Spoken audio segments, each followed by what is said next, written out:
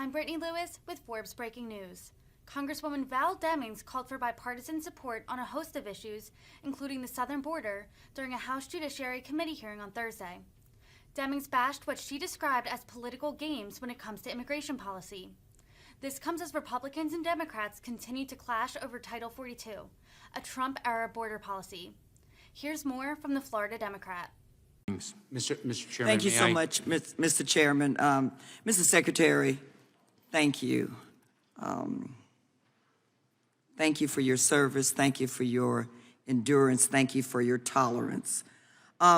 Increase in domestic terrorism attacks against religious institutions, bomb threats, and other threats against America's children at historically black colleges and universities, victims of severe storms still waiting for assistance, the need for more resources at the border.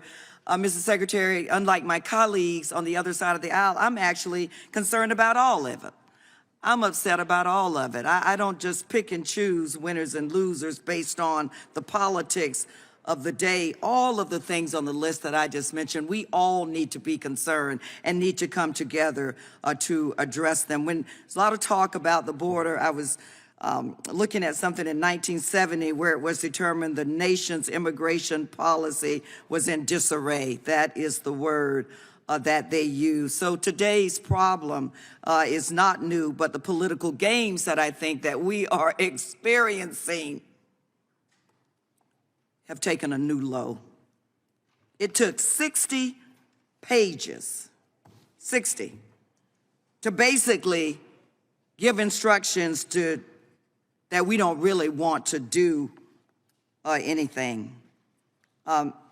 Secretary, I know you know, as a former police chief, I do want to hold people accountable who break the law, but I want to hold them accountable at the border. I want to hold them accountable on our streets. I want to hold them accountable if they exist in this body.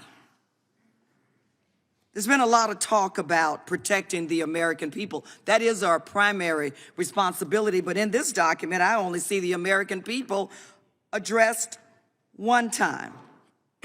Mr. Secretary, the sky would be the limit.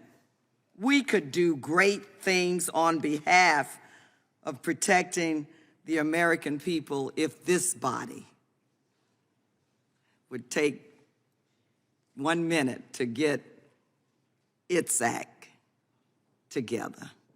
And that is my prayer for the time that I am here, is that this body will live up to its oath and its responsibility and get its act together, because one day of theater is not protected, not one American citizen. So, Mr. Secretary, I want to talk about an issue that is very important in addition to a lot of others to my constituents, and that involves USCIS and the processing of applications. I get calls from constituents, from people in my district daily about how long it takes for them to receive their employment authorization documents. And just for the sake of the people on the other side of the aisle, let me just make this clear that these are people who are here legally, have followed all the rules, and still suffer because of a failure to process their applications in a timely manner. So, Mr. Secretary, could you please let us know what the department is doing to address these significant delays in processing these employment applications? Congresswoman, thank you very much. U.S. Citizenship and Immigration Services, as I've mentioned earlier, was on the brink of bankruptcy. And the personnel of that agency are actually doing heroic work despite a significant backlog created by what occurred in the prior administration. And what we are focused on is resourcing that agency with personnel so that we can work through the backlog and address the benefits for which people have applied and, if eligible, to which they are entitled. And funding is a critical component of our ability to resource the agency, which is why we are working as quickly as possible to issue a new fee rule that will recalibrate the fee applications according to the costs associated with them. That is the way we will fund that agency primarily, and the President's budget for fiscal year 2023 also requests appropriated funds for certain positions so that we can address certain responsibilities in the jurisdiction of that agency. Could you talk a little bit about staffing for processing those applications? How will your staff increase? The time of the gentlelady has expired. The witness can answer the question.